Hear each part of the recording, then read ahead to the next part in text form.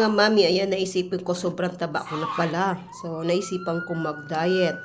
So, ayan, kaya magda-diet na po tayo ngayon. Kakain po tayo, 1 cup rice lang. Ayan, o, diba, diet yan. Kain po tayo.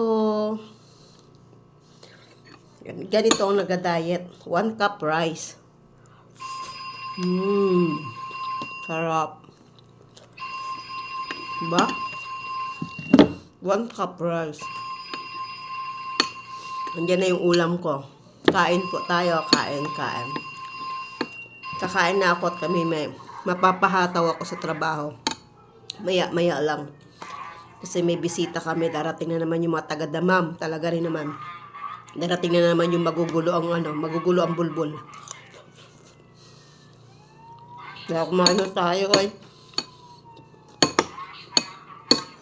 Para tayo may lakas.